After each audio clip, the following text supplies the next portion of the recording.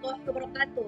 Bertemu lagi dengan saya Saskia dan Fatunisa menutup di channel aku Saskia Fatunisa dan episode tutor and tips hikmah dari 3. Kali ini saya akan menjelaskan mengenai dari perilaku tetap bersyukur dengan menentukan memilih program TV favorit kalian yang seadanya dan seadanya ya, yang adanya faedah.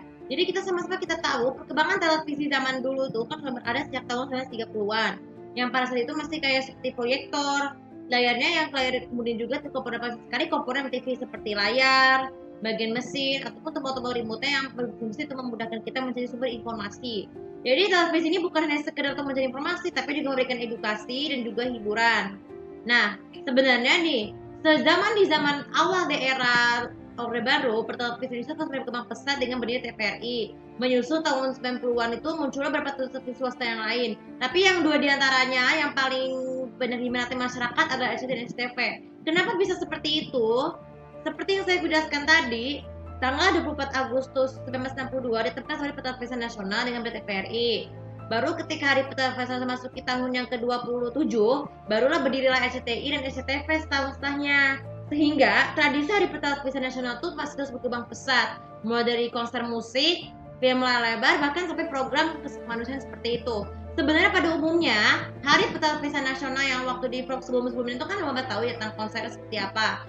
Konser yang Hari Pertelevisian Nasional itu juga bertujuan berperan penting untuk membuktikan bahwa kesuksesan pertelevisian berkembang pesat.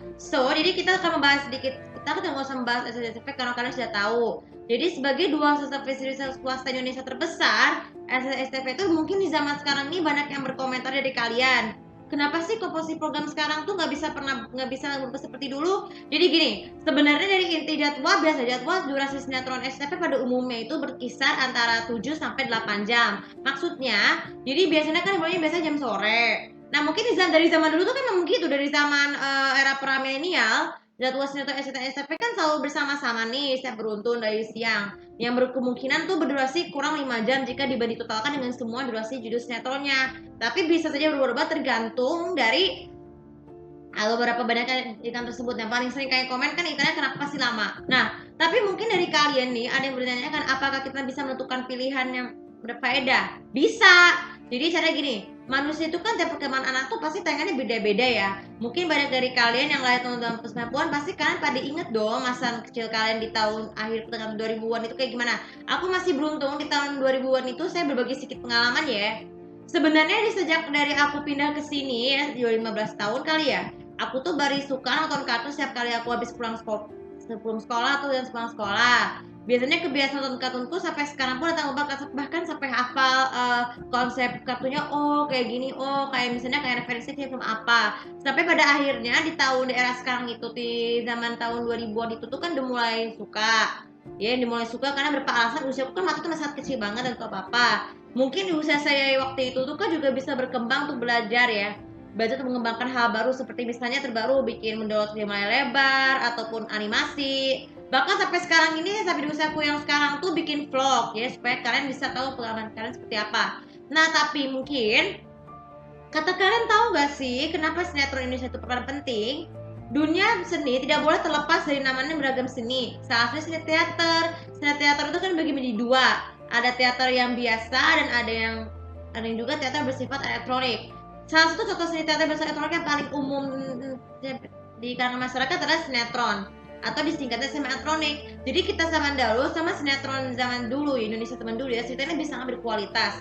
Kami mengkonsepkan kekeluargaan, kisah cinta yang klasik, bahkan tidak hanya Indonesia saja. Sinetron dari luar negeri pun juga banyak populer di kalangan Indonesia seperti di berbagai belahan negara di beberapa zaman, mulai dari Meksiko, Amerika, Korea, Tiongkok, Jepang, Filipina, Thailand, bahkan sampai Turki pun dilihat di 9 negara yang paling beruntung menyayangkan dari luar negeri. Tapi bagaimana sih kok nasibnya bisa seperti itu? Nah, sedangkan animasi di zaman dulu ya di TV Indonesia kan banyak variasi. Mungkin di tahun 2000-an 10-an tuh memang terbilang cukup bagus karena kualitas kartunnya tuh kan lebih bagus, lebih mengikuti alur cerita yang aslinya, produksi aslinya. Ya mungkin di zaman sekarang ini banyak yang kesulitan tuh, banyak yang sekarang menekan YouTube sebagai medianya.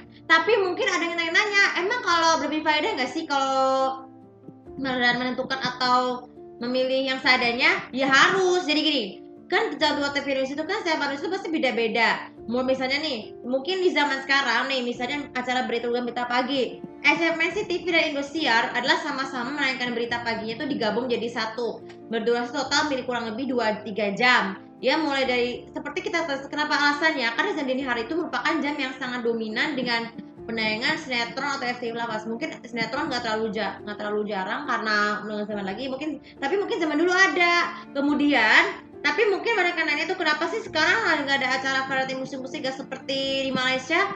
Karena kan sering perkembangan zaman nih. Kita dari yang lahir tahun 2000-an, 2010-an, program musik pagi itu selalu menjadi ikonik. Untuk mengetahui lagu apa yang paling hits zaman itu. Tapi mungkin karena perkembangan era zaman sekarang ini tuh program musik sudah susah jarang menaikkan di Indonesia karena beberapa alasan ingin merebut share rating yang sama komunitas produksinya atau bahkan dari kalian paling tahu pemilihan programnya seperti apa. Terus kemudian nih yang paling menjelimet itu kenapa MNC TV di Indonesia kurang populer menaikkan sinetron ketimbang SCTV? Sama seperti kita ketahui, MNC TV sebagai stasiun televisi MNC merupakan televisi yang paling sensitif terhadap sinetron sama halnya selain GTV maupun yang lainnya. Tapi mungkin dikhawatirkan karena takut beberapa adegan yang mengandung unsur yang tidak benar seperti erotis, pelecehan seks, hedonisme, pedofilia, materialisme dan konstruktif yang banyak seringkali dikaitkan dengan sinetron sama sekarang. Sehingga banyak dari kalian yang komentar tentang sinetron sekarang itu banyak untuk konsep rumah tangga yang nyata. Kita kan tahu kekerasan rumah tangga itu merupakan satu kejahatan kriminal yang paling umum terjadi karena terinspirasi dari tayangan sinetron dan FTV itu sendiri. Nah kalian juga sering nanya tuh, emang kenapa banyak yang komentar, ih kalau pemainnya gitu terus nih si bapak atau ibunya lampir-lampir semua. Nah itu tuh kalian kan sering seperti itu. Itu kenapa? Karena kualitas pemeran aktingnya tuh yang harus salahkan itu dari kalian nih. Yang dari kalian itu adalah siapa? Nggak boleh bosnya. Yang harus salahkan itu adalah sutradaranya, penulisnya, krunya. Kenapa? Karena kebanyakan dari kalian penulis sinetron dan juga sutradara sinetron tersebut kurang pengetahuan ide mengenai bagaimana benar atau bahkan kalian yang tidak pernah mengerti dari bahasa Indonesia cuma lupa mengenai pementasan drama. Kalian sudah pernah sering dengar kan bisa pernah bahasa Indonesia kan tentang pementasan drama itu. Nah mungkin mereka memiliki kurang ide kenapa harus itu bisa tersebut walaupun share ratingnya itu sangat tinggi. Nah kemudian salah satu tayangan lain yang mencari perhatian film lebar. Kita tahu MTech Group tuh juga lebih kurang sensitif dengan film lebar yang baru, lebih ke MNC. Kenapa? Jadi semenjak era pandemi, film lebar Indonesia yang tayangkan di MNC Group sudah mulai agak sedikit berkurang. Tapi waktu itu alhamdulillah masih banyak film lebar favorit aku yang masih tayang seadanya ya. So, jadi ini merupakan satu-satunya tayang SMP itu sehingga memutuskan benar-benar kurang lebih 5 hari atau nggak seperti dulu. Jadi kan zaman dulu kan pas musim liburan kan gitu, banyak film lebar setiap hari sampai akhirnya di awal itu tuh menaikkan sinetron lawas di jam pagi. Tapi kalau SCTI masih beruntung karena sebagai spesies yang lebih positif agak sensitif dengan sinetron maupun film lebar yang baru masih judul baru masih mendominasi MNC Group. So, jadi merupakan satu-satunya cara pemilihan kualitas program televisi sekarang. Contoh nih, kalau serial kartun nih, kalian yang sering nonton kartun pasti banyak yang bertanya-tanya, emang kenapa cuma RTV aja sih nayangin? Karena RTV sebagai stasiun memang anak paling banyak menayangkan animasi kartun yang berani mengimpor teman-temannya pernah tayangkan TV lain seperti RCTI, SCTV, MSTV, Indosiar, Antv, bahkan sampai yang lainnya. Sehingga kita membutuhkan lisensi dari beberapa pihak kartun untuk bekerja sama. Tapi mungkin bukan sangat sulit sih. Tapi emang dari dulu tuh RTV itu kan sudah paling banyak dominan menaikkan animasi. Kalian bisa cek cari di YouTube, kalian bisa seperti itu. No, so jadi dari kesimpulan tadi, apakah kita harus berani tetap bersyukur? Ya harus dong nih. Kalian yang merasa sinetron favorit atau program favorit kalian libur atau cuti, kalian siapkan saja pilih tantangan yang berfaedah, misalnya ceramah boleh, tapi harus wajib ditonton setiap awali kita memulai hari. Apalagi kalau kartun boleh, asalkan harus batasi waktu, karena kan kalau kartun juga merupakan seri rekayasa semata, jadi nggak usah banget, tapi justru mendidik buat kalian-kalian yang masih sekolah ataupun yang sudah lulus kuliah. Menonton kartun itu juga merupakan satu cara bagi kalian merupakan untuk membuat dilakukan kepada anak atau memilih tayangan yang benar. Kalau bersyukur dengan jadwal yang seadanya ya tidak apa-apa. Kalaupun cuti, walaupun apa karena kecepatan, ya kalian harus bersyukur supaya hidup kalian lebih berguna, tidak terlalu tersengsara dengan untuk menghindari rasa takabur kalian. Apalagi membuang harus manajemen waktu untuk beribadah, bekerja, banyak lainnya. Apalagi mau masih sekolah pasti persiapan banyak kan untuk ujian akhir semester ataupun akhir sekolah kan juga siapin mentalnya ya. Jadi saya sarankan kepada kalian, semoga vlog ini saya akan menginjak sekalian. Tapi kalian bisa meminta kalian untuk belajar memilih dan menentukan program tersebut kalian yang lebih faedah dan seadanya, baik itu jadwal maupun kuota programnya seperti apa. Syukuri aja yang kalian bikin. Kalau atau kalian masih beruntung kalau kalian punya lagi ya, silahkan komen di sini ya. Oke, video kali ini cukup bisa bermanfaat dan cukup biasa untuk sosial mediaku. Kemarin juga kalian ini lebih tahu apa pendapat kalian mengenai vlog yang mengenai kalian menentukan dan memilih program TV mana yang berfaedah dan dengan jadwal yang seadanya. Terima kasih. Assalamualaikum warahmatullahi wabarakatuh.